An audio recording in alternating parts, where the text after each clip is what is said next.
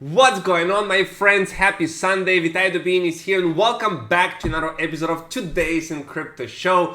In this video, I'm going to address the Binance FUD that is spreading around and why I think it's absolutely ridiculous that Binance has any problems whatsoever right now. And in this video, I'm going to share with you a signal for Bitcoin that is absolutely bullish and had zero false signals in the last 12 years. So I'm going to show you why right now I believe the best time to buy Bitcoin, why I'm loading up and buying as much Bitcoin as I can right now. I'll share with you that history does repeat itself and it rhymes perfectly of where we are right now. So, and also I'll share with you why this bullish news that the banks can now hold cryptocurrency reserve can absolutely have a massive impact on the crypto. So let's get started, guys. After the recent couple of days where Bitcoin is going down again, Ethereum is going down again, I want to show you guys why right now is an amazing time, an amazing opportunity to be buying Bitcoin. We are going to look at a 12-day chart. And I'm going to show you this indicator called the MACD. It's a free indicator. You can find it out. And this MACD indicator is showing a momentum. And we are seeing that right now, the blue line is above the orange line that just crossed, signifying a significant shift that is about to happen in the momentum of Bitcoin towards the upside. And literally there has been zero false signal on the MACD since its history. So I'm going to show you right now. In 2015 bear market, we can see that right here we had a cross in the MACD, and this cross happened right here in May 2015. And if we go to the chart to May 2015, we can see that during this time we had just had our bear market bottom in January 2015, and by May 2015 you can see that we already passed the bottom for Bitcoin and it crossed right here. Now look forward to 2018, we can see the next one that in the bear market it crossed to the positive was during March 2019, and we can see over here during March 2019, this is the moment in time where the Bitcoin bottom was already in. It is right here during this time, and it was not clear where Bitcoin is going to go up or going to go down to create even lower, but in this case, again, it was already after Bitcoin price has already bottomed. And look forward to 2020, the COVID crash that we have seen during this time. This is the time of May 2020, and you know what happened after May 2020 cross. It happened right here during this time. Well, here's May 2020, boom. Bitcoin price continued upwards on a crazy next year and a half. So right now we have the same cross happening in December 2022, right there. So we have this cross. So this is a significant time. Now it doesn't mean that Bitcoin couldn't have a quick dip into the $13,700 level. It can happen. However, this whole area right here, right now, is a perfect time to be buying more Bitcoin, to be accumulating Bitcoin, and hopefully you can see with the zero false signals that this is the case. Now let's address the Binance FUD, right? A lot of FUD is going on the Binance. Here's some critical facts. We have the auditing company Mazars FUD. We have the claims of a Binance bankrupt insolvency and the 2.1 billion FTT statement on CNBC and BUSD. So let's go over this. Mazars stopped all crypto audits, not just Binance, Crypto.com, KuCoin, and Binance. So they remove audits for all of these exchanges. That's their problem, not a Binance problem, right?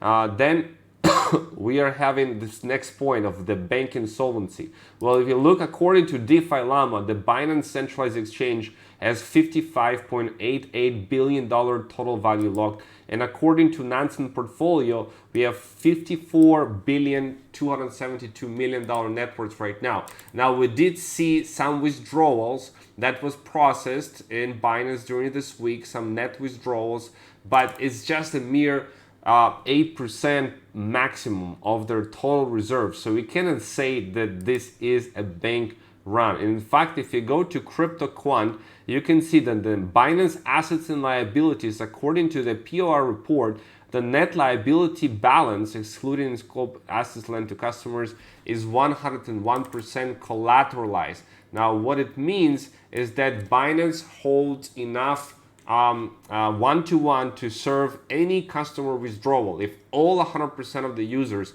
want to withdraw from Binance today, it would still, Binance will be able to make it happen because of their 101% collateralization. So we are not seeing anything near a bank run as how some people would like to FUD with the Binance, right?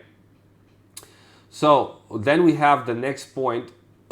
And you can see by the way, the spot price, if you go to the CryptoQuant, we have the spot price for Binance is right now like 80% of the spot activity is happening on Binance. Binance volume, BTC USDT, 79% of the volume. The second is far behind, is 11% of volume on Coinbase Pro. So there you go, majority of people that are buying Bitcoin on Binance, and there's no issues that we can see.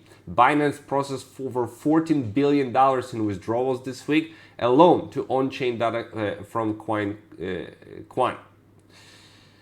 So that's not looking anything like an insolvent exchange or a bank run, quite the contrary, right? Binance is not FTX. Stop comparing Binance to FTX. There's a huge difference. The FTT FUD of CZ Binance response NBC, right? People just don't understand what he said, intentionally distorting his response, right? Because they gave BUSD and FTT. So if somebody would to claim back this 2.1 billion, it's not 2.1 billion anymore. It's much less because FTT value has crushed, right? And finally, the FUD around BUSD is not issued by Binance. BUSD is issued by Paxos, backed by US dollars and treasury bills, and approved and regulated by the New York State Department of Financial Services, the DFS, which means that it's more secure than the USDT, okay? So there's addressing some of the FUD regarding the Binance, so I think everything is fine. Now we have the FUD around the digital currency group related to what's going on right now in the recent sell-offs, aggressively selling Phil, Zen, ETC, and Near, leaving many speculators to wonder whether the selling is derived from DCG itself. And we know that digital currency group has some trouble with their Genesis lending. In fact, they owe $900 million essentially to Gemini for the Gemini Earn program. You see the Dutch Bitcoin exchange alleged digital currency group is having liquidity problems. They owe them $297 million. And Genesis froze withdrawals on its lending arm 1 month ago and has not unfrozen them. Gemini, the exchange owned by the Winklevoss brothers, in turn had to pause redemptions on its Earn product because its partner on Gemini Earn in Genesis reportedly owes Gemini Earn users $900 million. So there is some issues there. There is some issues with DGC, which is one of the largest holders of Bitcoin with its Grayscale program. So that's some concern. There's some FUD right there because of that. Still continues. Now, what is positive? What is positive happening today? The BIS allows banks to hold 2% of the reserves in cryptocurrencies. That's huge. BIS is essentially the Bank for International Settlements. Now allows banks to now hold 2% of their reserves in cryptocurrencies as per its recently released Prudential Treatment of Crypto Asset Exposure report. and that is coming from January 1st, 2025. So still have some time to go. We have 2 years. And after those 2 years, 2% of the, do you understand how big it is? How many banks are part of this? It's not BS, almost BS, BIS, Bank for International Settlements. It's a huge network of central banks. And if they are allowed to hold 2% of the reserves in cryptocurrencies, they can bring many billions, if not trillions of dollars into the cryptocurrency, just this alone. So that's something positive that we are seeing. Corporate America has finally taken notice of Web3, according to US lawyer, and we have all of these trademarks applications filed, right? One of the biggest surprises is the disparate sectors represented this year. Web3 trademarks applications. We saw filings by grocery stores, pet food brands, sport teams and leagues, cities and landmarks, casinos, gaming companies, and even game shows. This was the year that Web3 seemed to get the attention of corporate America, right?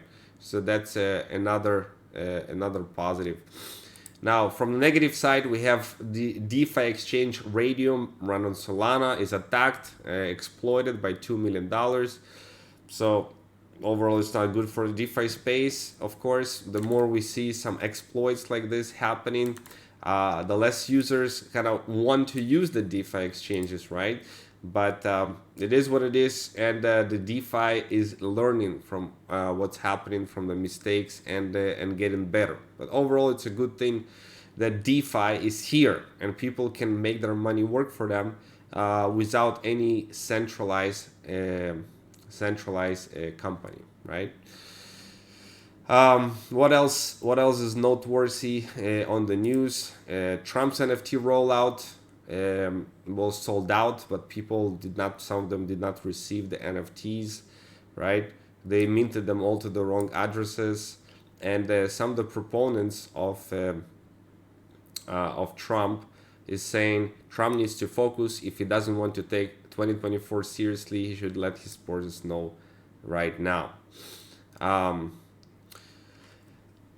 But overall, it's good. The on-chain signal from David Puello is saying that pretty much we have a classic bear market bottom formation is happening right now, and yeah, the long-term holders are not selling. They're not selling right now, so that's a good sign. It's a good sign.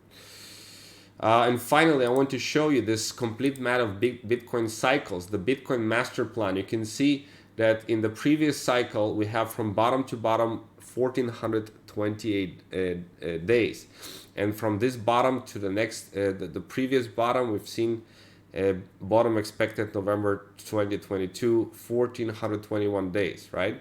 You can see bottom to top, 1,064 days. Bottom to top, 1,064 days. So bottom to top expected somewhere here in 2025, right? So all is according to the master plan for Bitcoin. That's pretty interesting, right? Gains 54,200%, then 12,300, then 2,070, then 850. That is what is expected now from the bottom price for the next Bitcoin top. So complete map of Bitcoin cycles. Feel free to use it. It's pretty awesome and pretty accurate, that we can have some sense of predictions. Bitcoin halving is happening April 2024. Okay, so yeah, there's a lot to be expected for around this time. You can see Bitcoin halving last time 2020. The price after that started rocketing, and back then in 2016, after the Bitcoin halving event, the price started rocketing fast up on the bull market. So it's all according to the plan. Everything is according to the plan. So currently the price of Bitcoin is around $16,700, and you can see we had this rejection on the weekly. It's about to close today. This is a heinous candle that can take us possibly lower here for the price of Bitcoin, retesting once again the $16,200, etc. But again, will you be lucky enough to catch this move? for Bitcoin, if in fact it's going to come that low again and break this 15,500, or the bulls are going to step in. So time will tell, but right now is very opportunistic times to be buying Bitcoin. That's what I want to share with you for today's video. I hope you are having a fantastic day, and I'll see you in the next episode of Today's in Crypto Show.